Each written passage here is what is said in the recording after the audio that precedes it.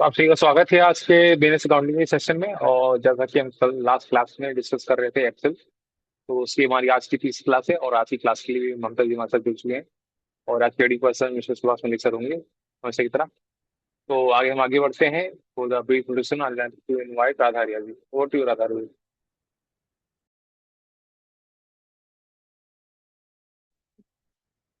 Good evening, everyone. Mamta Shrestha, Mamta Shrestha is a chartered accountant and currently an associate at VGHSR and associate LLP. Rajendra Place working under CA Vinod Kalra, a first division graduate in BCom honors from Delhi University. She has gained extensive experience in audit and taxations across private companies, LLPs, PSUs, and firms. Beyond her professional achievements, Mamta is deeply committed to social impact. Her association with Ms. Jyotika Kalra, president of Saksham Rozgar Society, began at the age of 8 and evolved into a meaningful journey of growth. Since 2012, under her guidance, Mamta has transitioned from a student to a resource person, inspiring others. She also acknowledges the crucial support of scholarship from Saksham Bharti during her CA preparation. Since the inception of Saksham Rozgar Society, she has remained actively evolved consistently, working towards empowering others and contributing to society. It is it is my privilege to introduce Mr. Subhas Malik, sir. He brings 50 years of corporate experience in banking, finance, and facilitation. He has been associated with Citigroup for over a decade and with Saksham Bharti for nearly 2 decades.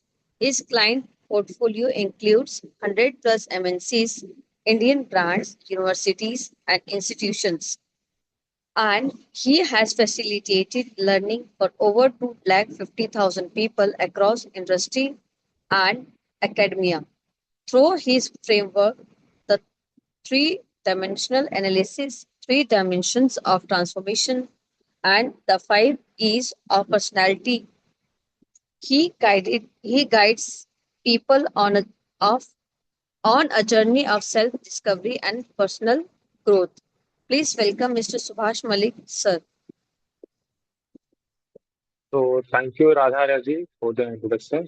और आगे मैं आना चाहूंगा आज की इस विशेष question सी ममता शेट्टी जी को class करने के लिए। ओवर टू यू ममता जी।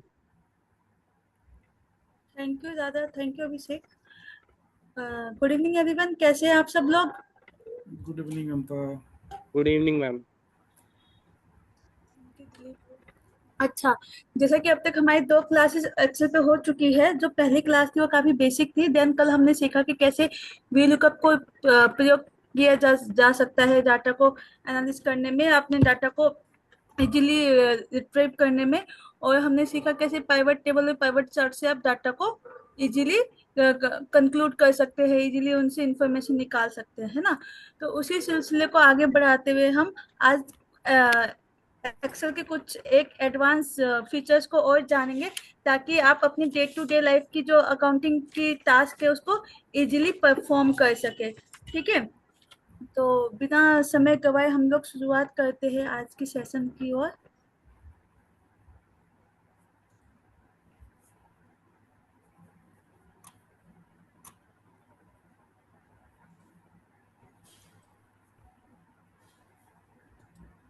आप सबको मेरा स्क्रीन विजिबल होगा, राइट? विजिबल है, बिल्कुल क्लियर। Okay okay done. तो जैसे कि आप सब देख रहे हैं, ये एक फिक्स असेट रजिस्टर है। जब आप अपने अकाउंटिंग प्रोफेशन पे आएंगे तो आपको काफी टाइम बाद ये देखने को मिल सकता है फिक्स असेट रजिस्टर। बेसिकली ये ऐसा रजिस्टर होता है जिसमें आपकी सारी फिक्स असेट का ब्यौरा होता है कि आपके पास कितनी फिक्स असेट है, लाइक आपके पास कितनी प्लांट मशीनरी है, ऑफिस इक्विपमेंट क्या है, कैसे है, इस सब का ब्यौरा होता है। उनके क्या उनके ऊपर क्या डेप्रिसिएशन लग रहा है, उनकी क्या वैल्यू है, और आफ्टर डेप्रिसिएशन उनका क्या बुक वैल्यू है, नेट बुक वैल्यू है, ये सब इसमें दिया जाता है। ठीक है, तो अब जैसे हम सबसे पहले आज शुरुआत करते हैं अपने एक फॉर्मूला से, दैट इज सम इफ, जैसे नाम से ही पता चल रहा है। ठीक है, अब बेसिकली मुझे क्या करना है, बेसिकली अभी हम लोग, मेरा जो अप्रोच है वो प्रैक्टिकल अप्रोच है। ठीक है, हम मतलब मैं सीधा आपको फॉर्मूला बता नहीं रही हूँ, फॉर्मूला को यूज कैसे करना है उस बेसिस पे हम लोग अपना कर रहे हैं। ठीक है, तो जैसे कि मुझे चाहिए चाहिए कि जो बिल्डिंग है उसका ग्रॉस ब्लॉक कितना है। तो एक तो तरीका ये है कि मैं इक्वल टू जाके सम करूँ कि ब्लॉक का टोटल कितना मुझे इस जानना है। फिर ये जो आपका फिक्स असेट रजिस्टर था उसका हमने शेड्यूल बनाया है कि मुझे जानना है बिल्डिंग का टोटल कितना, ग्रॉस ब्लॉक कितना है, तो ठीक है, उसका एक्यूमुलेटेड डेप्रिसिएशन कितना है, डब्ल्यूडीबी कितना है। ठीक इसी प्रकार ऑफिस इक्विपमेंट का आपका टोटल ग्रॉस ब्लॉक कितना है, अक्यूमुलेटेड डेप्रिसिएशन कितना है, डब्ल्यूडीबी कितना है, ऐसे करके मुझे जानना, वो चाहिए, इन्फॉर्मेशन चाहिए। तो अगर मैं सम करती हूँ, इक्वल्स टू सम का फॉर्मूला लगाती हूँ, इक्वल्स टू सम, बिल्डिंग मेरा यहाँ पे है। ठीक है, ऐसे करके मुझे काफी हर एक परफॉर्म को टास्क करना पड़ेगा। सम इफ सम, देन फिर आपका प्लांट एंड मशीनरी। अभी तो मान लीजिए ये जो डाटा है वो अलाइंड है, लाइक बिल्डिंग एंड मटेरियल सब अलाइंड है कैटेगरी वाइज, राइट। अगर ये मान, कभी कभी क्या होता है हमारा जो डाटा तो काफी ना मैसी होता है, तो उसमें अगर मुझे सम इफ का फॉर्मूला लगाना हो कि मुझे जानना हो कि पर्टिकुलर कैटेगरी का, अगर मुझे अगर ये कैटेगरी है और उस कैटेगरी को सम करना है तो उसका क्या फॉर्मूला यूज, तो वहां पे हमारा सम इफ का फॉर्मूला यूज होता है। ठीक है, तो ऐसे कहीं काफी टास्की हो जाएगा। तो मेरे पास एक लॉजिकल सम है कि मैं विद लॉजिक उसको सम करूँ, तो उसका फॉर्मूला क्या, equals to sum if. Sum if में पूछा, रेंज पूछता है कि कहाँ से लेना है, तो रेंज आपका यहाँ से आ जाएगा। ठीक है, ये रेंज आ गया आपका।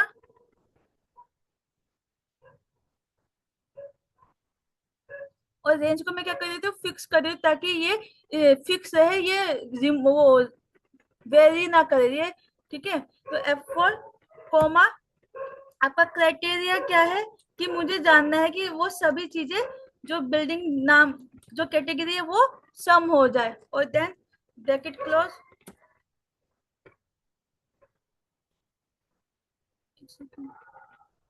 इक्वल टू सम रेंज आपका आ गया दिस वन।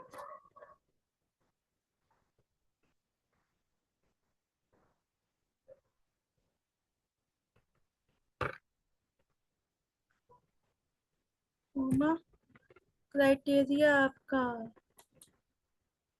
इस कोमा, सम रेंज क्या है।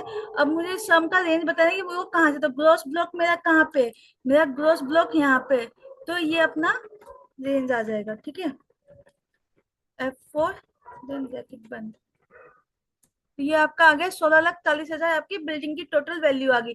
सेम मैं ऑफिस इसी फॉर्मूले को मैं कॉपी करके नीचे पेस्ट कर दूंगी, तो मेरा काम काफी आसान हो गया, मुझे अब मैनुअल मैनुअल नहीं करना पड़ रहा। ठीक है, तो ऐसे मेरा, और इनका टोटल जो आ रहा है आपका 68,60,000 है, और यहाँ पे जो आ रहा है आपका कितना आ रहा है, 39 लाख। अच्छा, यहाँ पे क्या हुआ, ये डबलिंग हो गई है आपकी। ठीक है, मैं दोबारा से फॉर्मूला लगाती हूँ, रेंज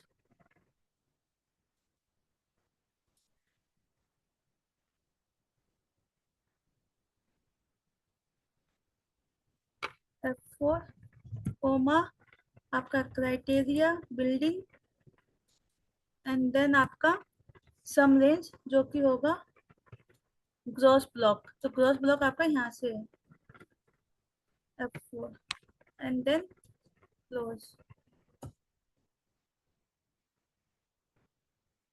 कंट्रोल डी।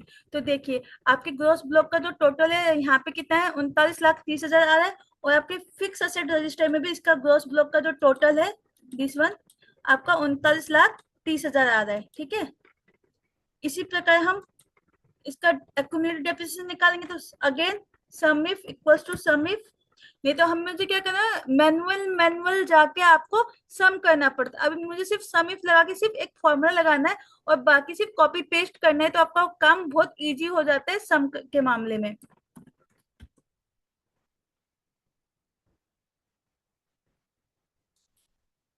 रेंज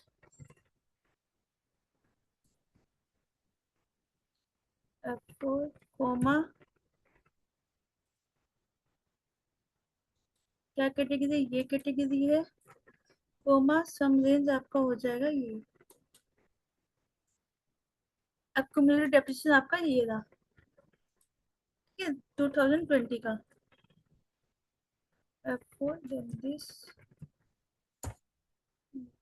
इसको ड्रैग कर दो और आपका आंसर आ जाएगा।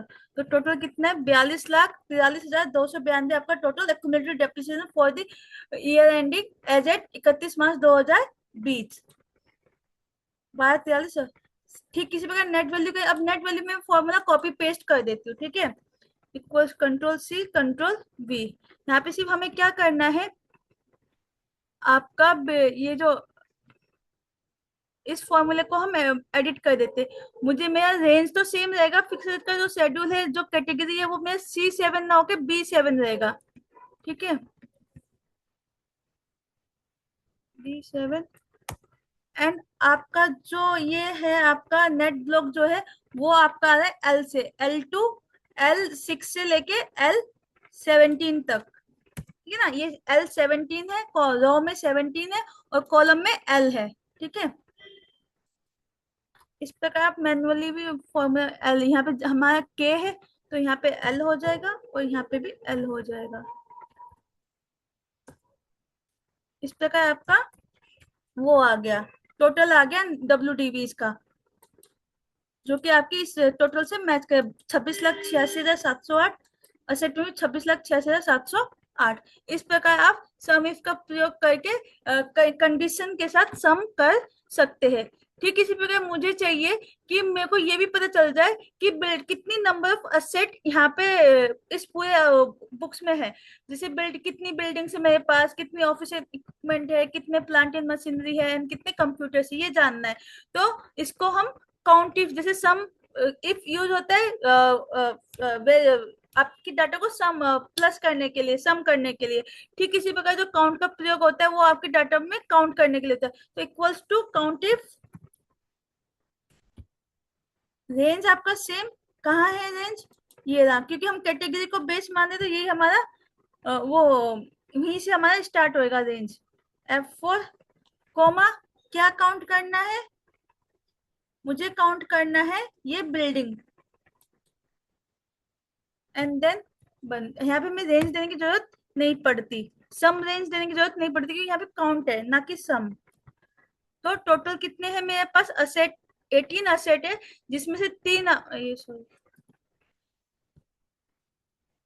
अब FAR में आप देखेंगे तो टोटल कितने असेट है आपके दिख जाएंगे यहाँ पे, ठीक है। आपको कॉर्नर में दिख रहा होगा ये टोटल नंबर ऑफ ट्रांजेक्शन जो है वो आपके 12 है। देखो काउंट में आप देखेंगे नंबर ऑफ असेट कितने 12 है। सेम मेरा नंबर ऑफ असेट कितना आ रहा है यहाँ पे असेट शेड्यूल में, वो भी 12 ही आ रहा है। और उस 12 का बाइफिकेशन क्या है, मेरे पास 3 कंप्यूटर है, 3 प्लांट एंड मशीनरी है, 4 ऑफिस इक्विपमेंट है और 2 बिल्डिंग है, ठीक है। इस प्रकार हम काउंट इफ और सम इफ को यूज करते हैं। अगर किसी भी कंडीशन के साथ हमें सम करना हो तो सम इफ का प्रयोग किया जाता है, और अगर किसी भी कंडीशन के साथ काउंट का प्रयोग काउंट करना हो तो काउंट का प्रयोग किया जाता है, ठीक है। Now move to head. अब जैसे ये वाला पॉइंट है, अब जैसे सबसे पहले मैं क्या करती हूँ इस डाटा, अब हम ना कल हमने फिल्टर सीखा था राइट, कि कोई फिल्टर को कैसे यूज करना है, और फिर हमने उसके अकॉर्डिंग हमने पाइवट भी यूज किया था। तो उसी में एक ना आपका स्लाइसर यू होता है जो कि आपके डाटा को काफी easy to handle, easy to manage कर देता है। कैसे, यो मैं आपको दिखाती हूँ। जैसे मान लीजिए कल हमने फिल्टर सीखा था, तो पहले सबसे पहले इस डाटा को मैं क्या कर लेती हूँ, टेबुलर फॉर्म में लेके आ जाती हूँ। किसी भी डाटा को टेबुलर फॉर्म में लेके आने के लिए आपको कंट्रोल T करना पड़ता है, ठीक है। बूम। तो ये आपके टेबुलर फॉर्म में आ गया। शायद मेरे को फर्स्ट क्लास में दिलीप ने ही कहा था कि मैम फॉर्मेटिंग के लिए टेबुलर फॉर्म में लेके आ जाइए, तो मैंने तब कहा था कि हम एडवांस में इसको थोड़ा सीखेंगे। तो जब भी स्लाइसर आप यूज करेंगे तो वो हमेशा टेबुलर फॉर्म में ही यूज होता है। आपके बेसिक डाटा में वो स्लाइसर यूज नहीं हो पाता है। स्लाइसर का जो फंक्शन है वो एक्टिवेट ही टेबल फॉर्म में होता है। अब मुझे क्या करना है, इसको सिलेक्ट करना है, then insert and then slicer. तो आपको यहाँ पे स्लाइसर आ जाएगा। लाइक इसमें हम कैटेगरी वाइज चले जाते हैं, हम चले जाते हैं year number life of years, तो मुझे इसमें पता चल जाएगा। देन ओके, तो यहाँ पे देखिए 2 स्लाइसर आ गए। तो ये आपके इजी टू मूव फिल्टर हो गए हैं। अगर आपको किसी बिल्डिंग का सिर्फ बिल्डिंग का डाटा देखिए, बिल्डिंग में क्लिक कीजिए, बिल्डिंग का पता चल जाएगा। ठीक है, मुझे देखना है कंप्यूटर का डाटा, कंप्यूटर का डाटा दिख जाएगा। ठीक है, मुझे प्लांट एंड मशीन का देखना है, मुझे प्लांट एंड मशीन का दिख जाएगा।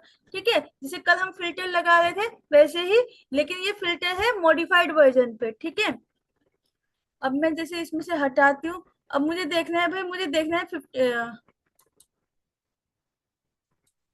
ठीक है, मुझे जानना है कि ऐसे कितने असेट्स है जिनका लाइफ लाइफ जो है वो 5 इयर्स का है। तो मुझे देखिए भाई ऑफिस इक्विपमेंट का जो ईयर वो लाइफ है वो 5 इयर्स का है। मुझे जानना है कि 30 इयर्स के ऐसे कौन से असेट्स है जिनकी कैटेगरी 30 इयर्स की है, वो है मेरी बिल्डिंग। इस प्रकार हम डाटा को इजीली मैनेजमेंट को दिखा सकते हैं और अच्छे से प्रेजेंट कर सकते हैं। ठीक है, दूसरा, अब मुझे चाहिए कि मैं जैसे जैसे डाटा को मूव करूँ वैसे वैसे मेरा यहाँ पे टोटल भी दिखता जाए।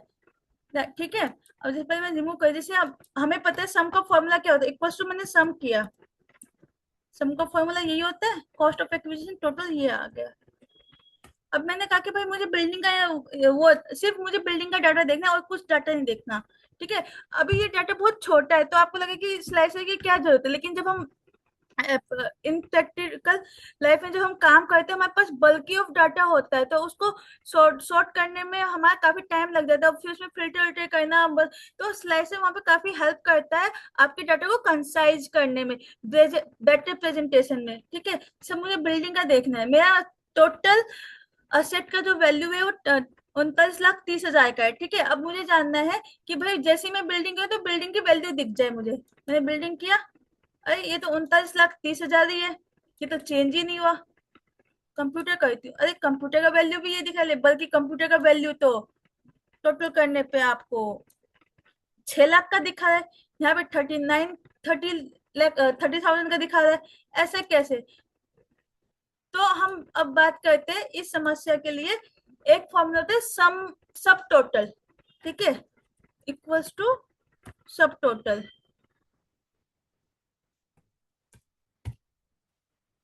सब टोटल, अब देखिए सम के लिए ना इन्होंने एक कोड दिया है 9 देन फिर कोमा एंड देन रेंज। ठीक है, ये आ गया सब टोटल। अब देखिए अब मैं बिल्डिंग का करती हूँ, बिल्डिंग देखना है मुझे, बिल्डिंग का वैल्यू कितना है, तो वो ऑटोमेटिकली अपडेट हो गया 25 लाख का। मुझे कंप्यूटर देखना है 6 लाख, ऑफिस इक्विपमेंट 5 लाख। ऐसे ये चेंज हो, जैसे जैसे मैं अपने फिल्टर को चेंज कर वैसे वैसे मेरी वैल्यू चेंज हो रही। तो यहाँ से ये देख के आपको पता चला होगा कि जो सम का जो फॉर्मूला होता है वो फिक्स होता है, लेकिन जो सब टोटल का फॉर्मूला होता है वो आपका वेरी करता है अकॉर्डिंग टू जो वैल्यू आपको प्रेजेंट कर रहा है। अगर आपके यहाँ पे 4 वैल्यू दिख रही होंगी तो उन 4 का वो सम टोटल करेगा, लेकिन जो सम है, जो सम का फंक्शन है वो इन टोटल सबका करेगा। ठीक है, तो जब भी आप फिल्टर वाले डाटा में काम करते तो वहां पे सम के लिए सब टोटल का यूज किया जाता है ताकि आप डाटा को इजीली सम कर सके। ठीक है, यहाँ तक सबको समझ में आया? मैम एक बार रिपीट कर दो ये सब टोटल का फॉर्मूला। अच्छा, देखो जैसे सब सम का फॉर्मूला हम नॉर्मल लगा इक्वल टू सम करके रेंज का रेंज लगाते हैं ना, equal to sum and then range. Okay में ठीक है, लेकिन सब टोटल में क्या होता है, हम इक्वल्स टू सब टोटल का फॉर्मूला लगाते हैं, देन वहां पे हमें एक कोड देना होता है। जैसे आप देखेंगे, जैसे अगर आपको एवरेज चाहिए किसी का तो 1 है उसका कोड, काउंट करना है तो 2 है वो, अगर सम करना है तो 9 होगा, तो टैब 9 कोमा, फिर आपको सेम जैसे सम के फॉर्मूला में आपको रेंज देना होता है कहां से कहां तक का सम करना, वो रेंज दे दो, तो ये सब टोटल का फॉर्मूला एक्टिवेट हो जाएगा। और ये डायनेमिक होता है, मींस वेरिएबल होता है, जैसे जैसे जो वैल्यू आपको दिख रही होगी उसका टोटल दिखाएगा। अगर आप यहाँ पे फिल्टर करके कहते कि भाई मुझे बिल्डिंग कंप्यूटर ऑफिस में तीनों का देखना है, तो ये तीनों का दिखा देगा। जो वैल्यू आपके डाटा में विजिबल होगी उसका सम करके वो आपको दिखा देगा। ठीक है, ऐसे हम एक बार सब काउंट का भी फॉर्मूला यूज कर लेते सब टोटल में काउंट का यूज कर लेते। जैसे मुझे चाहिए कि नंबर ऑफ ईयर्स कितनी है, equals to subtotal count comma then this, तो ये बता देगा आपके नंबर ऑफ असेट कितने होंगे। ठीक है, तो एक second, control x control we. ठीक है, अब मैंने जैसे स्लाइसर के थ्रू बिल्डिंग पे लगाया, तो बिल्डिंग का उन्होंने बता देगा 25 लाख की वैल्यू है और 2 बिल्डिंग है। ठीक है, ऑफिस इक्विपमेंट का दिखाया तो उन्होंने बताया 5 लाख की वैल्यू है और 4 असेट है, इसके नंबर ऑफ असेट कितने हैं, 4 है, इस प्रकार। ठीक है, ये बहुत यूज होता है आपके डेली लाइफ में। ठीक है, आई होप यहाँ तक आप लोगों को सबको समझ में आया होगा। जी मैम। अब बात करते हैं एबीसी एंड पीक्यूआर। ये एक डाटा है। ठीक है, ये थोड़ा सा ना आपको मैं दिखा देती हूँ। ये थोड़ा सा, एक एबीसी प्राइवेट लिमिटेड और पीक्यूआर प्राइवेट लिमिटेड है, उनकी कुछ पहले वो प्रॉफिट एंड लॉस का एक्सट्रैक्ट मैं लेके आई थी, एक्सट्रैक्ट निकाला था मैंने, तो उसको उस डाटा पे हम लोगों को थोड़ा सा काम करना है। ये फाइनेंशियल 2021, 21-22 और 22-23 का है, तो इस पे हमें, तो सबसे पहले हमको ना वेरिएंस निकालते हैं। वेरिएंस क्या होता है कि हमें देखना होता है कि हमारा, जैसे मान लीजिए फाइनेंशियल 22-23 और 21-22 में क्या डिफरेंसेस आए, हमने कितना ग्रोथ किया, हमारा कितना लाइक हम कैसा परफॉर्म कर रहे हैं, हमारे एक्सपेंसेस क्या है, कैसे है, उन सबको एनालिस करने के लिए हम वेरिएंस का यूज करते हैं। जैसे वेरिएंस के लिए बेसिक फॉर्मूला इक्वल्स टू आपका 22-23 माइनस आपका 21-22, तो ये आपका टोटल वेरिएंस आ गया। कंट्रोल सी कंट्रोल वी,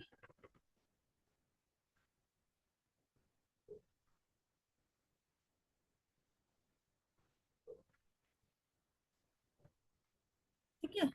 अब मेरे को वेरिएंस का परसेंटेज चाहिए, तो ये हो जाएगा equals to this divide by base year. ठीक है,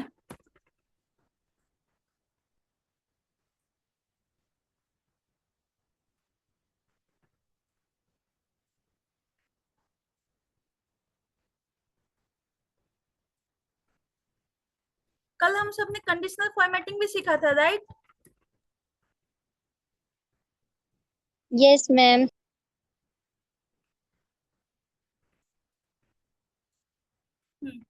तो ये हमारी क्या है, ये है। अब मुझे अपने मैनेजमेंट को बताना कि भाई हमारी परफॉर्मेंस कैसी रही, तो अब मैं क्या, ये सीधा ये डाटा लेके चले जाओगे सर हमारा टोटल वेरिएंस ये रहा, तो हम जब डाटा ना दिमाग में वो बैठते हैं जिनमें कुछ विजुअल्स हो। ठीक है, तो इसको विजुअलाइज करने के लिए हमने क्या करते हैं, कोई भाई फिर से कंडीशनल फॉर्मेटिंग का यूज करते। अब तक तो आपको कंडीशनल फॉर्मेटिंग अच्छे से यूज करना आ गया होगा, राइट? जी मैम। तो ये किया मैंने कंडीशनल हाईलाइट सेल रूल, और मैंने कहा कि ग्रेटर देन 0 जो भी होगा उसको वो कर दो, ग्रीन कर दो, क्योंकि अगर नेगेटिव है तो मीन्स लॉस है मेरे को, है ना?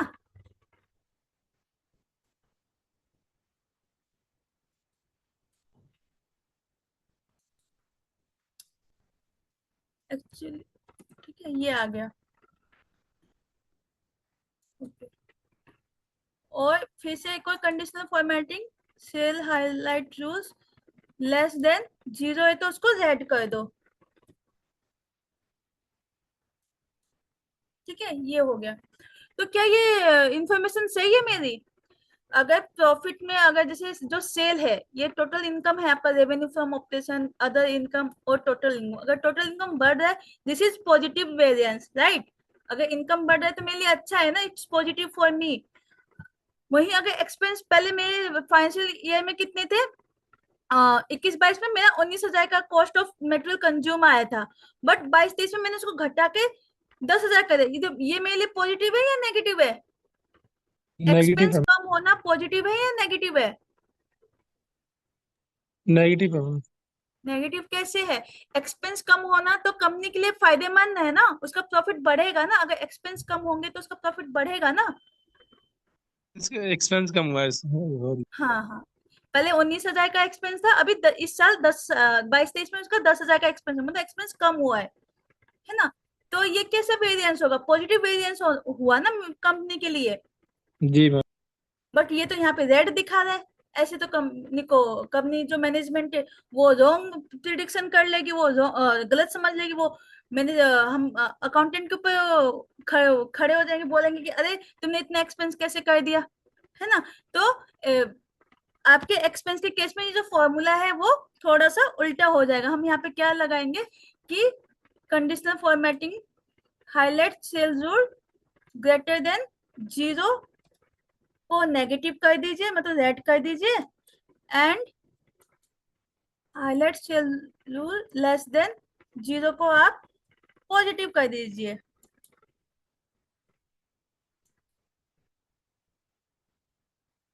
Highlight cell rule less than 0 को आप पॉजिटिव कर दीजिए, एंड उसका कलर क्या कर दीजिए, ग्रीन कर दीजिए, क्योंकि that is positive variance, and positive variance green में ही होना चाहिए। अरे यार,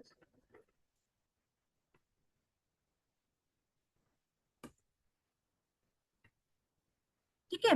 तो यहाँ पे मेरा प्रॉफिट मतलब एक्सपेंस कम हुआ, this is positive for me.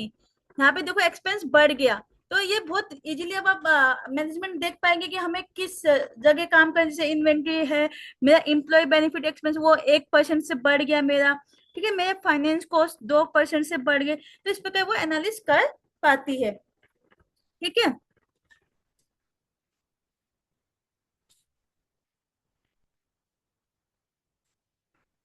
यहाँ तक सबको समझ में आया?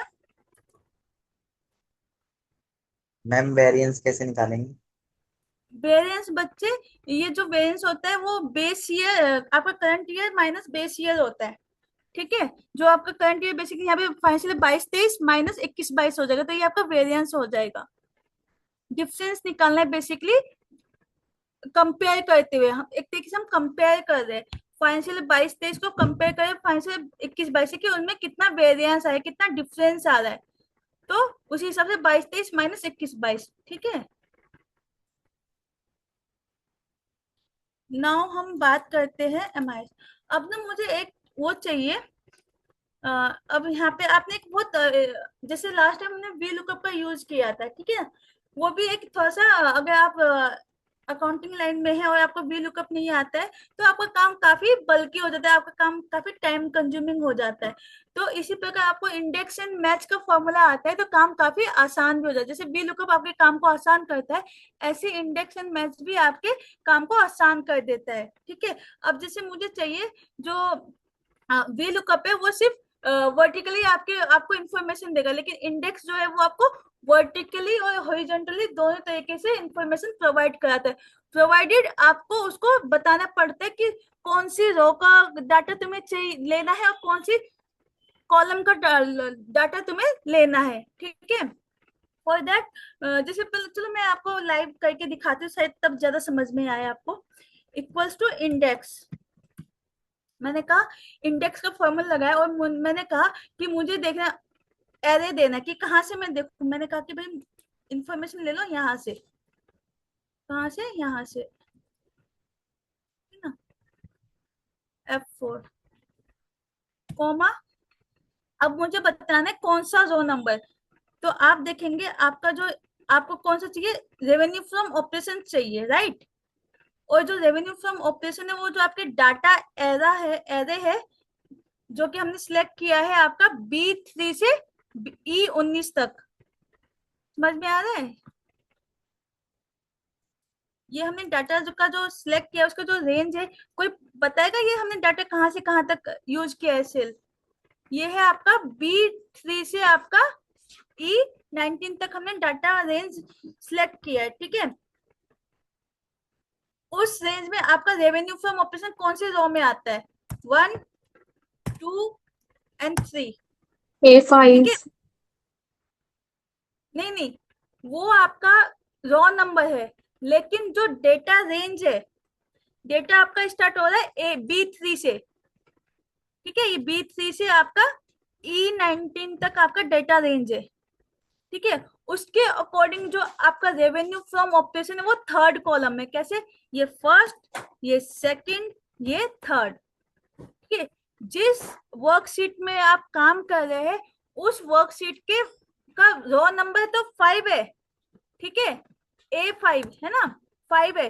बट जिस डेटा रेंज में आप लोग काम कर रहे हैं उसके अकॉर्डिंग जो रो है वो क्या है? 3 है, ठीक है। अगर मैं कॉलम की बात करूं तो कॉलम कितना हो गया? 1,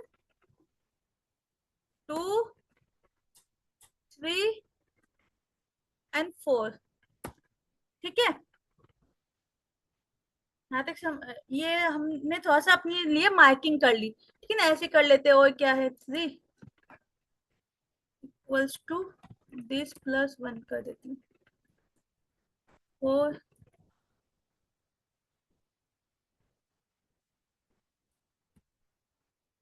ठीक है। अब उन्होंने कहा मुझे एक MIS बना के देना है उनको, उन्हें बताना है मुझे कि भाई रेवेन्यू फ्रॉम 21-22 का रेवेन्यू फ्रॉम ऑपरेशन की वैल्यू कितनी है, अदर इनकम की वैल्यू कितनी है, ठीक है। तो एक तरीका तो ये हो सकता है कि मैं सीधा लिंक कर दूं। लिंक कैसे कर दूं? जैसे मैंने बताया था कल, लिंकिंग का बताया था ना आपको कि कैसे मैंने ट्रायल बैलेंस का टोटल जो सेल्स था उसको लिंक किया था मेरी सीट से, याद है सबको? सब भूल गए हो क्या? तो मैं बता देती हूँ। तो अगर आपको डाटा को लिंक करना तो इस तरीके से भी लिंक किया जा सकता है, इक्वल्स टू, और कहाँ से लिंक करना है मुझे? ABC के यहाँ से करना है, तो रेवेन्यू फ्रॉम ऑपरेशन से मैंने लिंक कर दिया, ठीक है। ऐसी अदर इनकम कर देंगे कंट्रोल D, टोटल इनकम कर देंगे कंट्रोल D, टोटल एक्सपेंस कर देंगे, लेकिन टोटल एक्सपेंस तो हुआ ही नहीं, कंट्रोल C, कंट्रोल V। ये तो 0 आ रहा है, लेकिन टोटल एक्सपेंस तो यहाँ पे है, टोटल एक्सपेंस तो दे रखा है। वी लुकअप करूंगी तो एक ही चीज दिखाएगा। अब मुझे दोनों वैल्यू चाहिए, तो अब मैं किसका यूज करूँ? इंडेक्स एंड मैच का यूज करेंगे, ठीक है। Control Z।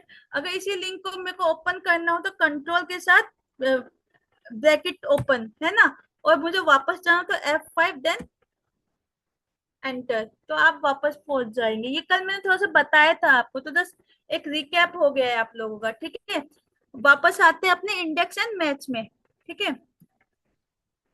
Equals to index, मुझे एरे कौन सा है मेरा, डेटा रेंज कौन सा, किस डेटा रेंज पे काम करना है, मुझे यहाँ से काम करना है B3 से आपके E19 तक, और इस डेटा रेंज को मैं क्या कर दूंगी? फिक्स, फिर कॉमा, कौन सी रो का चाहिए मुझे? रेवेन्यू फ्रॉम ऑपरेशन चाहिए था मुझे। रेवेन्यू फ्रॉम ऑपरेशन कौन सी रो में मेरा डेटा रेंज के अकॉर्डिंग? 1, 2, 3, तो 3, कॉमा। अब मुझे कौन सी वैल्यू का चाहिए? मुझे थर्ड वैल्यू का वो चाहिए, 21-22 का चाहिए था ना मुझे डाटा, तो 21-22 का जो डेटा है वो कौन से कॉलम में? 1, 2, 3, दिख रहा है सबको? समझ रहे हैं सबको? एंटर, तो ऐसे आपका आ गया। कंट्रोल D करेंगे, अरे ये क्या हुआ, ये आया ही नहीं। कंट्रोल D किया, आया ही नहीं। तो अब देखेंगे जो आपका अदर इनकम है वो कौन से उसमें है, कौन से रेंज में है? अदर इनकम का क्या रेंज है बताना? रो कौन से नंबर पे है? अदर इनकम कौन से रो पे है, कोई बताएगा? A6. बच्चे आप फिर गलती कर रहे हो। A6 मेरे सीट का रो नंबर है, मुझे डेटा रेंज A4. का, हाँ A4. 4, A4 नहीं 4, ओनली 4, ठीक है। तो यहाँ पे मैं अगर रो कॉल नंबर अपना 4 कर दूंगी तो मेरा आंसर आ जाएगा, ठीक है। 3,59,897। तो यहाँ पे भी अदर इनकम कितना है? 3,59,897। फाइनल 21-22 का, ठीक है। ठीक इसी प्रकार टोटल इनकम कर दी। टोटल इनकम रो कौन से नंबर पे है मेरा? टोटल इनकम मेरे 5 पे है, राइट। और टोटल एक्सपेंस कितने पे है? 15 पे है। प्रॉफिट बिफोर टैक्स कितने पे? 17 पे है ना। तो मुझे इन सब का चाहिए, तो मुझे इनका रो नंबर चेंज करना पड़ेगा। ये मेरे 5 पे था, control C, control V, control V. ये मेरा 15 पे था, मतलब टोटल एक्सपेंस का जो रो नंबर था वो 15 था डेटा रेंज के अकॉर्डिंग, और ये मेरा 17 पे था। ऐसा मैं कब तक करती रहूंगी? ऐसे तो मैं मतलब मेरा बहुत टाइम लग जाएगा, है ना। तो इसका सॉल्यूशन ये है कि हम क्या कर देते, जो मेरा रो है उसको ऑटोमेट कर देती हूँ। तो ऑटोमेट करने के लिए फॉर्मूला होता है मैच का। जो इंडेक्स फॉर्मूला होता है वो कभी भी सिंगल यूज नहीं होता है, उसको मैच के साथ ही यूज करना होता है। जैसे दाल के साथ चावल खाए जाते हैं, वैसे इंडेक्स के साथ मैच को किया जाता है। इक्वल्स टू आपका मैच, मैच का फॉर्मूला क्या होता है? Equals to match. Lookup value मुझे क्या देखना है? रेवेन्यू फ्रॉम ऑपरेशन देखना है, ठीक है। कोमा कहाँ से देखना है? यहाँ से देखना है, ठीक है। F4। तो इसने मुझे बता दे कि कौन से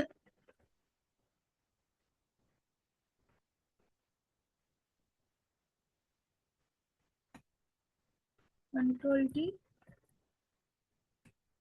match lookup value this comma lookup array this।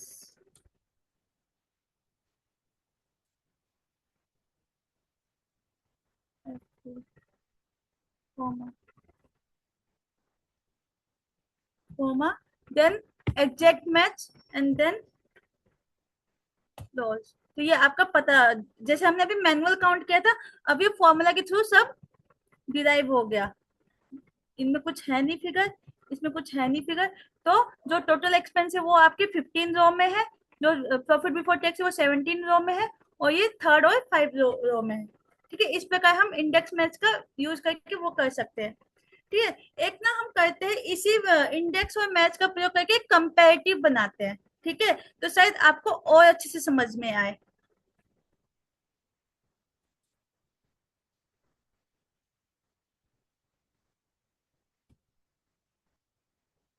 ठीक है।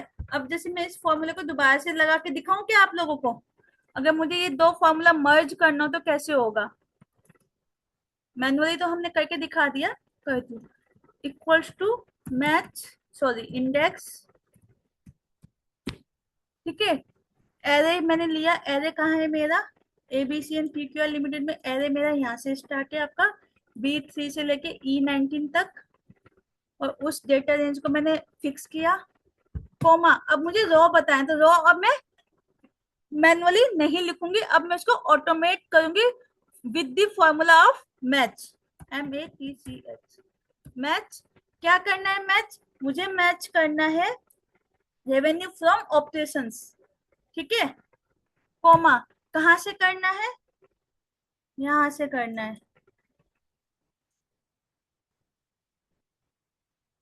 F4।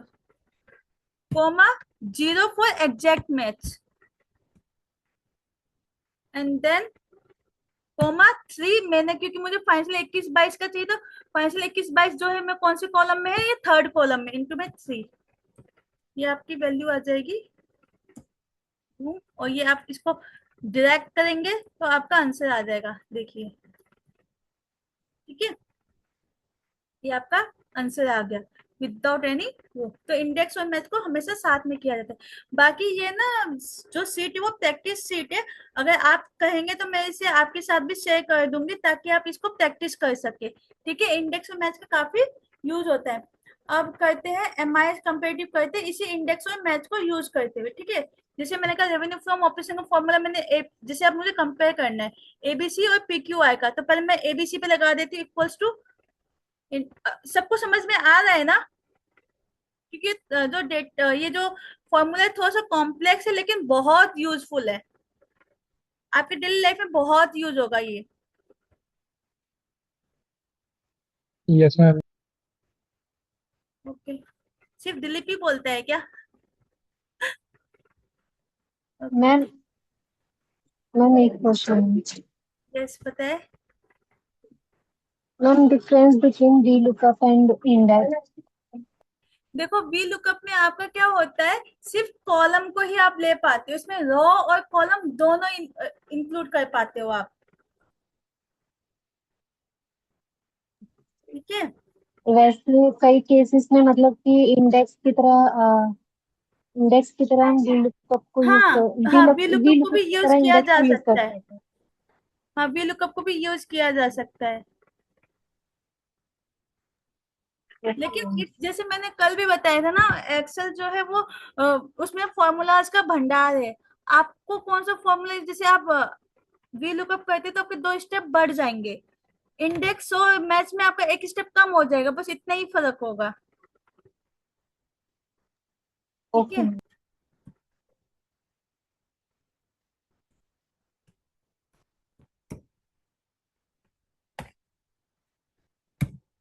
कॉमा रो के लिए मैंने मैच का फॉर्मूला लगाया, match sorry equals to index array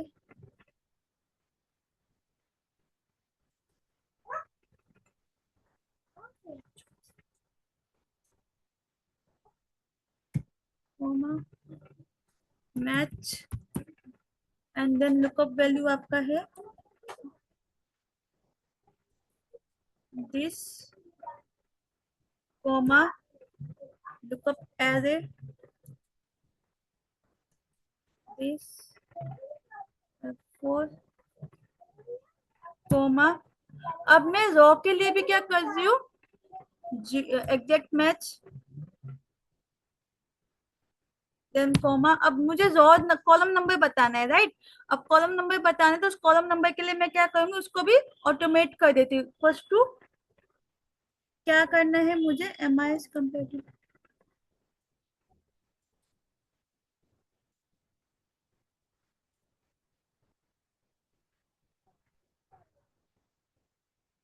equals to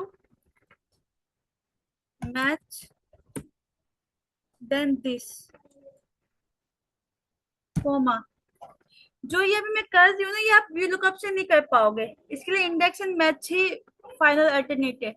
जो MIS ABC मैंने बनाया था ना मोनिका आपके लिए है, उसमें आप वी लुकअप के थ्रू भी कर पाएंगे, लेकिन अगर आपको MIS कंपेरेटिव बनाना है देन आपके लिए को इंडेक्स और मैच का ही यूज करना पड़ेगा, ठीक है। Equals to lookup array this one, ठीक है,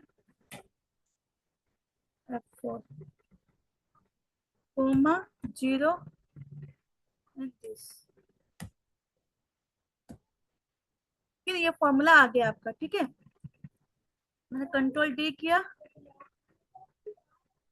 अब ये NA क्यों आ गया, क्योंकि जो मैंने रो का जो कॉलम का जो वो कंपेरेटिव ये जो लुकअप वैल्यू था उसको फिक्स नहीं किया, और जैसे ही मैंने फॉर्मूला नीचे ड्रैग किया तो वो C3 का C4 हो गया, लेकिन मेरे को C3 ही देखना था। ये C4 हो गया, ये C5 हो गया, आप देखेंगे तो ये C5 हो गया, ऐसे यहाँ पे देखो C5 हो गया है, ठीक है। तो हम क्या करेंगे, C3 को फिक्स कर देंगे,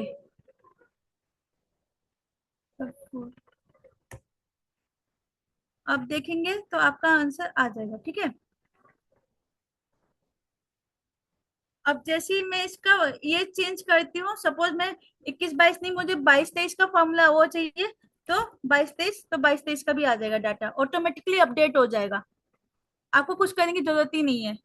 मुझे नहीं नहीं मुझे 20-21 का चाहिए, आप 20-21 कीजिए, आपके पास 20-21 का आंसर आ जाएगा, ठीक है। एक बार फॉर्मूला लगाया, खत्म।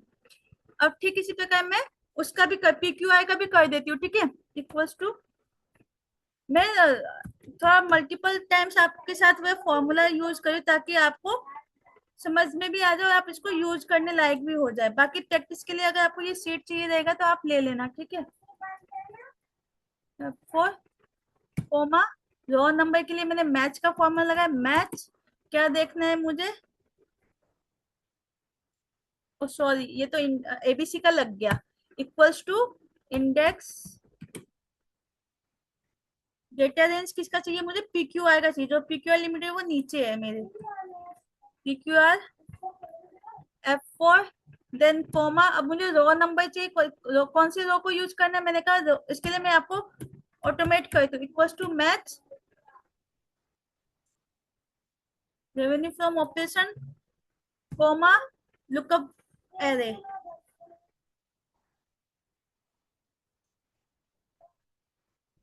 F4, ठीक है, कोमा 0 फॉर एग्जैक्ट मैच।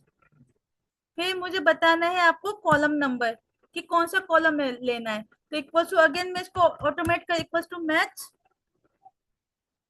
मुझे चाहिए दिस वन, और इसको मैं क्या कर देती हूँ, फिक्स कोमा। कहाँ से देखना है लुकअप एरे, आपका this one F4, sorry, comma then exact match and 0 and boom. ये आपके फाइनेंशियल ईयर इसका भी आ गया, PQI का भी आ गया। अब ना मुझे चाहिए, एक सेकेंड, चार्जर।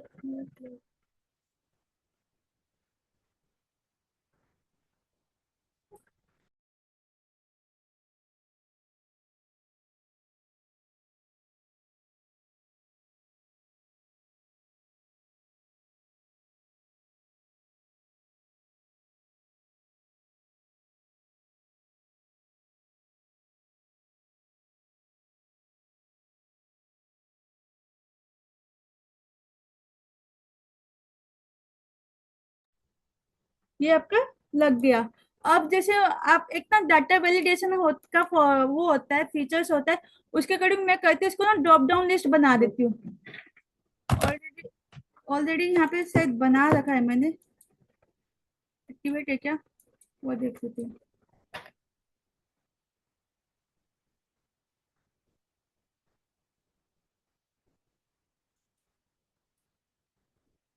जैसे अब मेरे को 21-22 का चाहिए था PQI, और ABC का 21-22 फाइनेंशियल ईयर का पूरा डाटा आ गया कंपेरेटिव फॉर्म में, ठीक है।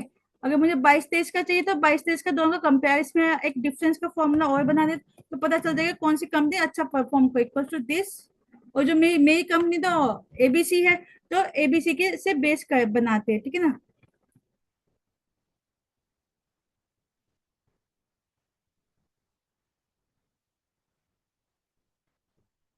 ठीक है, तो यहाँ देखेंगे तो PQI लिमिटेड जो है मेरे से अच्छा परफॉर्म कर रही है, क्योंकि इसकी जो प्रॉफिट है वो पॉजिटिव है, ठीक है।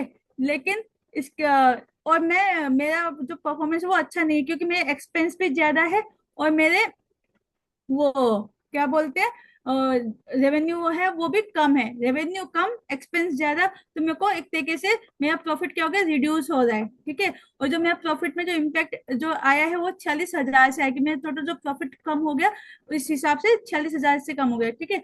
अब आप सोचोगे कि ये ड्रॉप डाउन लिस्ट आया कहाँ से, ठीक है। तो इसका तरीका है, आप जब डाटा में जाएंगे,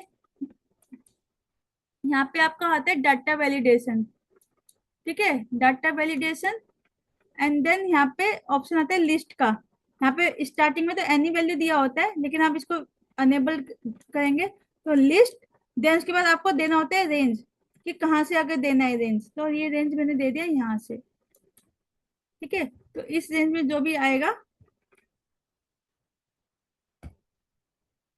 वो आपका ड्रॉप डाउन लिस्ट में, तो अब आप इजीली इसको ड्रॉप डाउन कर सकते, आपको लिखना भी नहीं पड़ेगा, आपको सीधा करना है कि हमें 21-22 का चाहिए तो क्या होगा, मुझे 22-23 का चाहिए तो क्या होगा, 23-24 का चाहिए तो क्या होगा, ठीक है। ठीक इसी प्रकार ना अगर आप देखेंगे तो एच लुकअप का भी यूज होता है, तो ये एच लुकअप आप घर में प्रैक्टिस कीजिएगा, ठीक है। जैसे वी लुकअप में आप वर्टिकली वैल्यू को लुकअप करते हैं, एच लुकअप में आप हॉरिजॉन्टली वैल्यू को लुकअप करना होता है, ठीक है। कल जब आपने वी लुकअप सीखा था, तो आज आपको होमवर्क दिया जाता है कि आप एच लुकअप खुद करेंगे, ठीक है। ये प्रैक्टिस शीट में आपके साथ शेयर कर दूंगी, ठीक है। एक एक्स लुकअप भी होता है, एक्स लुकअप, टाइम कितना है मेरे पास, 9 मिनट, ठीक है। इससे पहले ना मैं आपको एक वो बता देती हूँ। ममता, एक बीच में ना शीतल ने पूछा था मैक्रोज कहाँ यूज करने हैं। मैक्रोज बच्चे मैक्रोज ना थोड़ा एडवांस उसमें यूज है, जहाँ पे भी रिपीटेटिव टास्क आते हैं। मान लीजिए जैसे मान लीजिए आप एक टास्क को 36 बार कर रहे हैं, तो उस टास्क के लिए हम एक ना कोड बना देते हैं। जो मैक्रोज होता है वो बीबीए कोड होता है, उसके अकॉर्डिंग हम एक कोड बना देते हैं। एक्चुअली आपको ना यहाँ पे दिख जाएगा मैक्रोज ना, मेरे पास अभी ना उसको बताने के लिए सैंपल डाटा नहीं है। जैसे आप यहाँ पे आके मैक्रोज को एनेबल करके आप अपने जो भी आप टास्क को रिपीटेडली कर रहे हैं उसको रिकॉर्ड कर लीजिए। देन उसके बाद आप उसको क्या करते हैं, की दे दीजिए, कंट्रोल आई कुछ भी अपना दे दीजिए। कि जैसे मैं कंट्रोल एम दिया, एम फॉर ममता ऐसे करके दे दिया, फिर ओके करके जब आप करेंगे तो आपका जो टास्क होगा वो रिकॉर्ड हो जाएगा। और जब भी आप उस टास्क को जब भी आपको परफॉर्म करना होगा तो आपको पूरा टास्क रिपीट नहीं करना, आपको सिर्फ एक शॉर्टकट की टाइप करना है, कंट्रोल एम, जो कि आपने खुद बनाया है अपनी सहूलियत के हिसाब से। ठीक है, तो इस प्रकार से आप मैक्रोज को यूज करते हैं, जहां पे भी रिपीटेड टास्क होते हैं उसको एक शॉर्टकट की देने के लिए हम मैक्रोज का यूज करते हैं। ये भी यूज होता है लेकिन बहुत यूज होता है, लेकिन डिपेंड करता है आपका वर्क क्या है। अगर आपका डेटा मतलब आप डेटा क्या बोलते हैं वो डेटा ऑपरेटर हो, मतलब बहुत डेटा में काम करना पड़ रहा हो, तो कॉपी पेस्ट का काम है, कॉपी पेस्ट, तो उस टास्क में आप मैक्रोज को रिकॉर्ड करके आप यूज कर सकते हो। ठीक है, अभी कभी दोबारा अगर सेशन होता है तो मैं इसको अपने उसमें ऐड ऑन कर लूंगी। मैं आपको मैक्रोज को भी बताने का कोशिश करूंगी। ठीक है, जब भी जैसे नेक्स्ट अगर कोई क्लास ऐसे होता है, नेक्स्ट मतलब नेक्स्ट सेशन में I add on this feature also in my class. ठीक है, एक ना एक और फीचर्स होता है डेटा में ही, आपका कंसोलिडेट। जैसे क्योंकि हमारे पास ना ट्रायल होता है, जब आप अपने अकाउंटिंग लाइन में होंगे तो फाइनेंशियल, जैसे अब आपका फाइनेंशियल ईयर 25-26 एंड हो गया, अब आपका फाइनेंशियल ईयर 26-27 स्टार्ट हो गया। कोई बताएगा फाइनेंशियल ईयर कब स्टार्ट होता है? एक फाइनेंशियल ईयर क्या होता है, आपने क्लास में लिया होगा, 1 अप्रैल एक अप्रैल एक से अप्रैल 31 से मार्च तक। लेकर 31 मार्च। एग्जैक्टली 1 अप्रैल से लेकर 31 मार्च तक। तो हमारा जो फाइनेंशियल ईयर 25-26 है वो क्लोज हो गया, राइट? 26 27 स्टार्ट हो गया फाइनेंशियल ईयर। अब हमारा जो फाइनेंशियल चल रहा है वो क्या कौन सा 26-27 है। ठीक है, जब हम अपने अकाउंट फील्ड में होते हैं तो हमें सबसे पहले ईयर एंड में ही अपने ओपनिंग चेक करने पे होते हैं। क्या चेक करने होते हैं? अपने ओपनिंग चेक करें, तो हम ना ट्रायल को कंपेयर करते हैं। जैसे मेरे पास ये ट्रायल है, ओपनिंग ट्रायल, और ये ओपनिंग ट्रायल है मेरा आपका करंट ईयर का। ठीक है, कि करंट ईयर फाइनेंशियल, जैसे मेरा फाइनेंशियल ईयर 25-26 खत्म हो गया, तो मुझे उसका ओपनिंग चेक करने की भाई मेरे सारे ओपनिंग सही थे या नहीं। ठीक है, और ये मेरा है एक ऑडिटेड ट्रायल बैलेंस, कि जब क्योंकि हर एक एंटिटी का क्या होता है, ऑडिट होता है। ठीक है, किसी का होता है किसी का नहीं होता है, लेकिन वो अपना उनके डेटा फाइनल हो जाते हैं। जैसे अगर 25-26 का सब अभी क्या हो रहा होगा, सब लोग 25-26 का डेटा फाइनल करने में लगेगी, कैसे उस डेटा को फाइनल करना है, ताकि हमारे फिगर्स क्या हो जाए, लॉक हो जाए, और हम उसको इनकम टैक्स या जो भी कंपनीज एक्ट है वहां पे रिपोर्ट कर सके।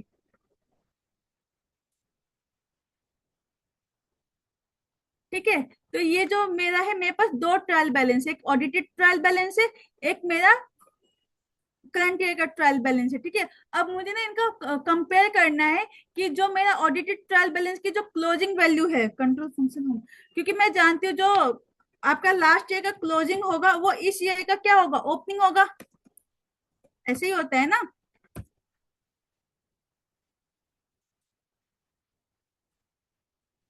कोई बोला नहीं, जो लास्ट ईयर का क्लोजिंग होगा वो इस ईयर का ओपनिंग होगा ना? Yes ma'am. Yes ma'am. है ना? अब मुझे उन दोनों को ना कंपेयर करना है कि जो मेरा क्लोजिंग का फिगर आ रहा है क्या सेम मेरे ओपनिंग के ट्रायल बैलेंस में भी आ रहा है। कभी कभी क्या होता है, हम बैलेंस शीट में आफ्टर इवेंट भी कुछ एडजस्टमेंट करते हैं और उसको इनकॉर्पोरेट करना भूल जाते हैं। ठीक है, तो ये क्या हो रहा है,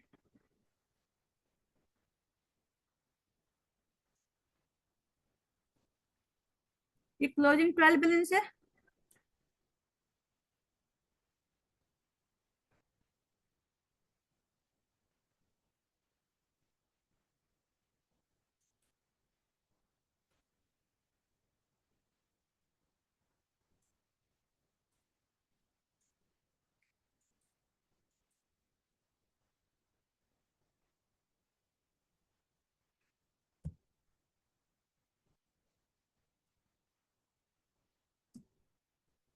ये ऑडिटेड क्लोजिंग बैलेंस है और ये आपका कंट्रोल फंक्शन होम। क्या आपको पता है एक सीट से दूसरे सीट में कैसे मूव किया जाता है? कोई जानता है? Move and copy option.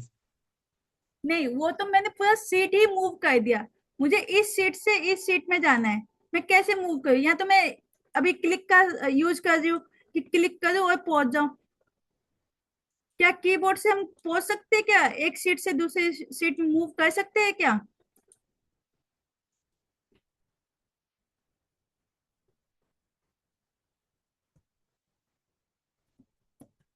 हाँ, हम कर सकते हैं। अगर हम कंट्रोल पेज अप करेंगे तो हम मूव करेंगे right side, control page down करेंगे तो हम मूव करेंगे लेफ्ट साइड। ठीक है, तो इसके थ्रू हम सीट टू सीट नेविगेट कर सकते हैं। अच्छा, एक चीज आपने देखा होगा, मैं कई बार एक वर्कबुक से दूसरे वर्कबुक में शिफ्ट करती हूँ, एक विंडो से दूसरे विंडो में शिफ्ट, जैसे अभी कर रही हूँ। ये कैसे होता है पता है किसी को? अगर मुझे एक वर्कशीट से दूसरी वर्कशीट में नेविगेट करना है या एक विंडो से दूसरी विंडो, तो हम ऑल टैब का यूज करते हैं। अगर मुझे दूसरी सीट में जाना है तो मैं ऑल टैब का यूज करूंगी। ठीक है, मैं मुझे सेशन 3 में जाना है, ऑल टैब। मुझे सेशन 2 में जाना है, ऑल टैब, देन एंटर। ठीक है, अब मुझे इन दो डाटा को ना कंपेयर करना था, तो एक तरीका तो है मैं वी लुकअप लगा दूं कि मैं चेक करूं कि क्लोजिंग बैलेंस यहाँ पे आ रहा है, तो क्या यही सेम क्लोजिंग बैलेंस क्या मेरे ओपनिंग बैलेंस में भी आ रहा है। एक तरीका तो ये है। या फिर सबसे आसान तरीका मैं ये करती हूँ, मेरे पास एक फीचर होता है कंसोलिडेट करने का। ठीक है, मैंने इन दोनों ट्रायल को एक जगह लेके आ गई, कंट्रोल सी, कंट्रोल वी, फिर ऑडिटेड भी लेके आ गए।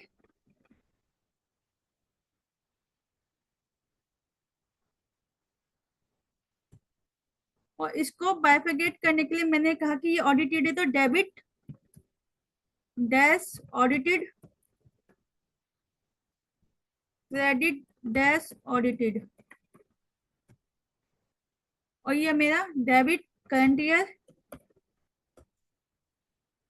ये क्रेडिट करंट ईयर। एक तरीका तो ये इक्वल्स टू, मैं वी लुकअप का फॉर्मूला लगाऊं, इक्वल्स टू वी लुकअप, लेकिन मुझे यहाँ पे वी लुकअप 2 बार लगाना पड़ेगा। एक मुझे लगाना पड़ेगा ऑडिटेड डाटा के लिए, एक मुझे लगाना पड़ेगा ओपनिंग बैलेंस के लिए। तो इससे अच्छा है कि मैं सिर्फ एक ही फॉर्मूला लगाऊं, एक ही फीचर्स यूज करूं, दैट इज कंसोलिडेट। तो मैं क्या करती हूँ, डाटा में जाती हूँ, जहां पे डाटा वैलिडेशन था वहीं पे कंसोलिडेट का भी आता है। ठीक है, अब मैंने रेंज सिलेक्ट किया दिस वन, कि मेरे को कहाँ से लेना है, यहाँ से यहाँ तक लेना है। पहले हम बेस लेते हैं, बेस हमारा हमेशा ऑडिटेड डाटा रहेगा। ठीक है, F4,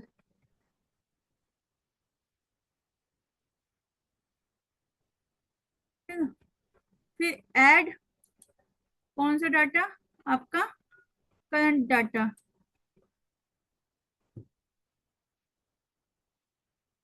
add top row column, left column, and then okay.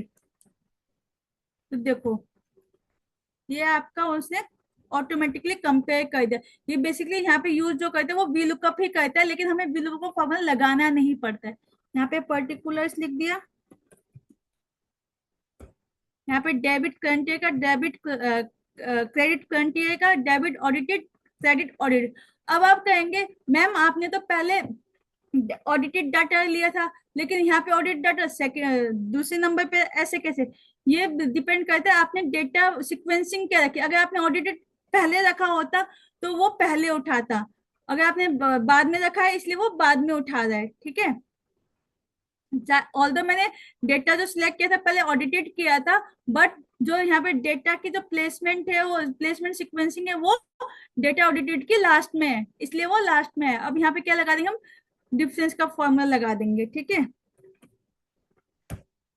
Equals to this debit minus debit, difference debit, difference credit.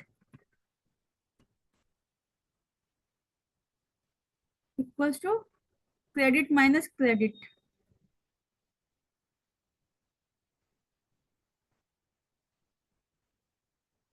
तो इस प्रकार आप दो डाटा को कंपेयर भी कर सकते हो with the formula features of consolidation. ठीक है,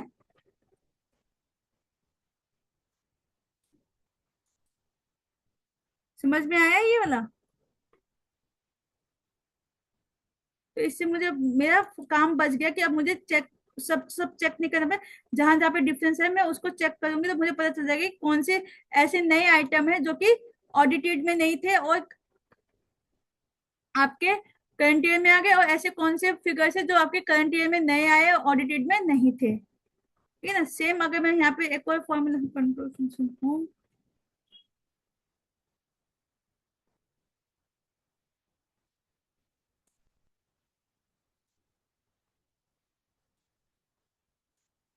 इक्वल्स टू टोटल डिफरेंस।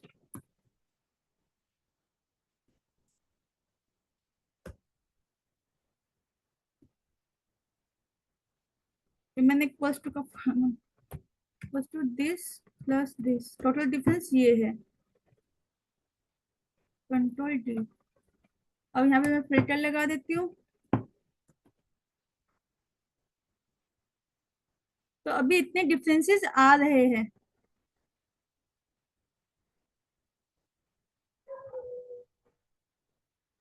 तो अब इनको हमें देखना पड़ेगा कि क्या डिफरेंसेस है। ठीक है, कई बार तो ऐसा होता है कि हम डेटा का जैसे यहाँ पे बैटरी 28% किया, यहाँ पे करंट ईयर के डाटा में हमने 28% लिख दिया, और जो ऑडिटेड डाटा था उसमें से बैटरी लिखा था। ठीक है, तो ये डिफरेंस किसकी वजह से? तो लेजर का नाम चेंज हुआ, इस वजह से चेंज आया। ठीक है, तो ये कोई डिफरेंस नहीं है, बस इसमें लेजर डिफरेंस की वजह से वो डिफरेंस आया। ठीक है, इस प्रकार से हम क्या कर सकते हैं, दो डाटा को कंपेयर कर सकते हैं और अकॉर्डिंगली डिफरेंस निकाल सकते हैं। ठीक है, तो आज के सेशन में हमने काफी कुछ सीखा है आपके प्रैक्टिकल, जो कि आपके प्रैक्टिकल लाइफ में काफी यूज होता है, लाइक सम इफ हो गया, काउंट इफ हो गया, आपका स्लाइसर हो गया, सब टोटल को कैसे यूज करना है वैसे सीखा हमने, इंडेक्स एंड मैच को सीखा हमने, और हमने सीखा कि इंडेक्स और मैच को कैसे कैसे हम कंपेरेटिव बना सकते हैं, और अकॉर्डिंगली डेटा वैलिडेशन के थ्रू कैसे हम ड्रॉप डाउन लिस्ट को क्रिएट कर सकते हैं। वही हमने सीखा कि कैसे कंपेरेटिव का यूज करके हम दो डाटा को कंपेयर करके डिफरेंस निकाल सकते हैं। ठीक है, तो आज का सेशन मैं यहीं पे खत्म करती हूँ। आई होप आप सबको चीजें अच्छे से समझ में आई है। अब एक्सेल का जो एक्सेल जो है वो काफी एंडलेस है, जैसे कि सुभाष सर अक्सर कहते हैं, जितना आप प्रैक्टिस करेंगे उतना ही आप एक्सेल में एक्सेल करेंगे, राइट? क्योंकि एक्सेल मांगता ही प्रैक्टिस है, जितना प्रैक्टिस उतना अच्छा। ठीक है, तो keep practising, keep trying. Thank you all of you. कोई क्वेरी हो तो पूछ सकते हो। ठीक है, किसी का क्वेश्चन हो कोई तो पूछ सकता है, यानी स्टूडेंट।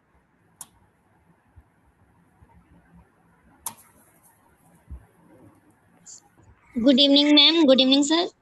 मेरा एक छोटा सा डाउट है एक्सेल के बारे में। जैसे कि कल क्लास हुआ था कंडीशनल फॉर्मेटिंग के बारे में, तो मैं जब एक्सेल में जब प्रैक्टिस कर रही थी तो मेरे में जैसे फ्रोज और मैक्रोज, कंडीशनल फॉर्मेटिंग, ये सब उसमें यूज नहीं हो रहे थे और सब्सक्रिप्शन टाइप का मांग रहा था।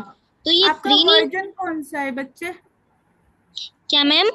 आपका वर्जन कौन सा है? एक्सेल का कौन सा वर्जन यूज कर रहे हो आप? जैसे मैंने बताया था पहली क्लास में, एक्सेल के काफी पुराने वर्जन, लाइक एक्सेल आपका 2003 है, 2007 है, 2010 है, फिर आपका एक्सपी भी था। अभी जो लेटेस्ट चल रहा है वो 2024 और आपका 365 है। ठीक है, लेकिन अगर आपके पास जो डाउनलोडेड वर्जन है वो 2019 के ऊपर है तो आपके सारे फीचर्स मिल जाने चाहिए।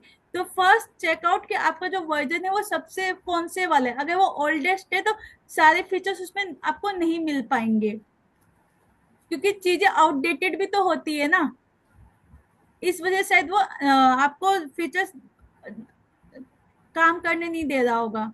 ठीक है, एक बार आप ना वर्जन ओके चेक मैम। करना, आपका एक्सेल का कौन सा वर्जन। माइट भी मेरे को लगता है आपको पुराना होगा, 2003 या 2000 के अराउंड ही होगा, पुराने क्योंकि वर्जन में तो ये बटन ही नहीं थे, तो आई बाद में फीचर सारे। हाँ हाँ हाँ बिल्कुल। Anyone else? मैम मेरा भी एक क्वेश्चन था। मैम मेरा एक क्वेश्चन, बोलो शीतल। शीतल को मेरे हाँ, को मैम ये हैशटैग आता है, इसका क्या रीजन है? जैसे मैं कई बार फॉर्मूला लगाती हूँ एक्सेल में तो वो हैशटैग आ जाता है, तो उसे कैसे वो फॉर्मूला जो में हैशटैग मिस्टेक? होता है ना बच्चे, बेसिकली क्या होता है, वो उस जो हैश जैसे आप देखेंगे, आप ना कभी कभी देखेंगे इसके बहुत सारे नंबर दिया होता है, उस नंबर को जब वो क्वांटिफाई नहीं कर पाता है तो वो हैशटैग में शो करने लगते हैं ताकि आप कुछ वैल्यू देख। तो उस चीज से बचने के लिए आप क्या कर सकते हो, एक ना इन्वर्टेड कॉमा, उस जो भी जहाँ पे भी हैशटैग, जिस भी डाटा में वो हैशटैग आ रहा है उसके आगे इन्वर्टेड कॉमा लगाते वो जो डेटा है वो आपके वैल्यू में कन्वर्ट हो जाता है और अकॉर्डिंगली फिर वो शो होने लगेगा। जैसे मेरा ये हैशटैग यहाँ पे आ रहा है ना, इसके दो तरीके हैं। या तो मान लो कि ये जो इसको इसकी जो सेल की जो विड्थ है, जो चौड़ाई है वो कम पड़ गई इसको, तो मैं इसको थोड़ा सा स्पेस दूंगी और ये दिख जाएगा। लेकिन कभी कभी क्या होता है, जो हमारे डेटा में ना, वो डेटा जो है वो वैल्यू फॉर्म में रीड ही नहीं कर पाता है, तो उस केस में भी आपको काफी टाइम वो हैशटैग ही दिखता है। ठीक है, हैशटैग आपको दो तरीके से दिखेगा। एक तो आपका जो सेल का जो चौड़ाई है, जो विड्थ है वो छोटी है, कम है, तो उसको बड़ा कर दो, वो बड़ा जैसे उसको स्पेस मिलेगा वो अपने आप ठीक हो, जैसे अभी मैंने आपको करके दिखाया। ठीक है, जैसे अभी ये सब छोटे हो गए हैं ना, इनको एक तरीके से ये तो फॉर्मेट में जाके ऑटो सेल विथ कर दीजिए, ये सही हो जाएगा। दूसरा आप एक कर सकते हैं, एक ना मेरे पास अभी वो नहीं है, दूसरा वो आता है कभी कभी एक एरर दिखाता है, वो एरर होता है वैल्यू एरर, कि वो ना वैल्यू में उसको काउंट ही नहीं कर रहा होता है, वो उसके लिए काफी एब्स्ट्रैक्ट होता है। तो उस केस में हम उसको आइडेंटिफाई करने के लिए इन्वर्टेड कॉमा अगर आप स्टार्टिंग में लगा देंगे, जैसे मान लीजिए ये आया फिगर, उसके स्टार्टिंग में मैंने F2 करके यहाँ पे मैंने ये तो control C control alt VV, मैं आपको ना वो दिखाती हूँ कौन सा आपको लगाना है विन।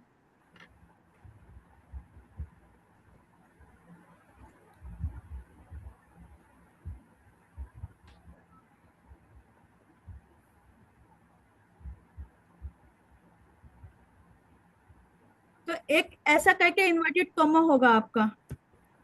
ठीक है, डबल वाला नहीं, सिंगल वाला, इसको अगर आप लगाएंगे ना तो फिर वो वैल्यू में कन्वर्ट हो जाएगा और फिर आपको वो हैशटैग एरर दिखेगा नहीं। ठीक है, ये वाला। ठीक है, ओके शीतल, मैंने आपको बताया Yes, जो हैशटैग एरर है आपका दो तरीके से आ सकता है।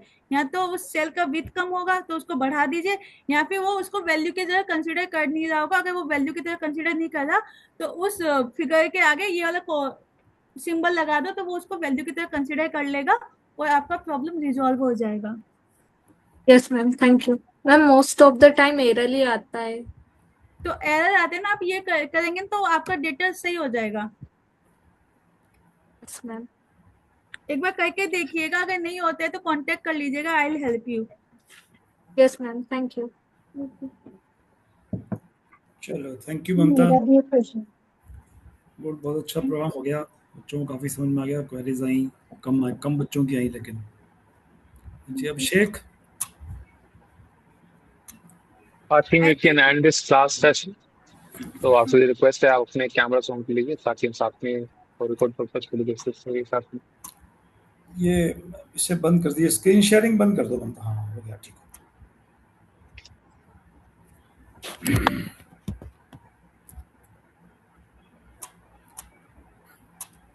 Thank you everyone for attendance. You can drop your names and with the name आपको अपने फोन नंबर से लास्ट पे लिखते हैं और आगे बढ़ते हैं सेशन मास्क और हमारे अच्छी रीडिंग पर्सन जिसके पास मिल सकती है। और भी सर। चलिए ममता, थैंक यू सो मच, बहुत अच्छा एक्सप्लेन किया विद एग्जांपल और रियल जो ग्राउंड रियलिटी है उसके हिसाब से। मुझे लगा सारे बच्चों को बेनिफिट मिल रहा है। तो दूसरा कल का प्रोग्राम रहेगा हमारा प्रॉफिट एंड लॉस के ऊपर, बेसिक एनालिसिस की डिस्कशन करेंगे, पूरा समझेंगे उसे, प्रॉफिट एंड लॉस स्टेटमेंट क्या होती है। और बाकी प्रैक्टिस करनी बहुत ज़रूरी है सबके लिए। और जैसे शीतल ने, मुझे लगा अच्छी प्रैक्टिस कर रही है तो उसको भी कुछ डाउट्स आ रहे हैं तो पूछ रही है वो। लेकिन ये खाली शीतल ही क्यों, सबको पूछना चाहिए ना। जो प्रैक्टिस करेंगे प्रॉब्लम तो आएगी थोड़ी बहुत, नई चीज़ सीख रहे हैं तो थोड़ी दिक्कत तो आती है initially. Anyway thank you very much. कल फिर 9 बजे लॉग इन करेंगे और नए चैप्टर के साथ दोबारा मिलेंगे। Thank you very much. तो thank you so much sir for concluding marks, और आगे बढ़ते हैं आज के बोर्ड ऑफ साइंस के लिए मिस्टर सूरज आर्या जी की तरफ। Over to Suraj Arya ji. Good evening, dear friends. I, Suraj Kumar Arya, on behalf of Saksam Rozgar Society, feel honored to extend a vote of thanks. I am deeply thankful to CA Mamta Shrestha for taking a wonderful session. We look forward to more such classes. A big thank you to all of you, dear students, for your active participating and enthusiasm. I wish to acknowledge and thanks all the seniors of Saksam Bharti and Saksam Rozgar Society who graced today's class. Finally, thanks to Mr. Subhas Malik sir for having taken so much interest in the training sessions. Wishing you all a very good night. Thank you, sir. Thank you Suraj for thanks. और जैसा कि ये class आपकी जो Excel की थी वो खत्म हो चुकी है। ये 3 पार्ट्स में है, ठीक। और ये इस क्लास का लिंक भी आपको पहली क्लास की तरह आपको आपके व्हाट्सएप और आपके हमारे यूट्यूब पे मिल जाएगा। तो अगर आपने कुछ मिस किया हो, कुछ लगता रह गया हो, तो आप जाके दोबारा दे सकते हैं और इसे अपने दोस्तों के साथ, अपने फ्रेंड के साथ शेयर कर सकते हैं ताकि वो भी एक्सेल को अच्छी तरीके से सीख पाए। तो प्लीज जरूर शेयर कीजिएगा इसे। तो इसी के साथ हम क्लास को यहाँ पे एंड करते हैं और आप सभी को शुभ रात्रि।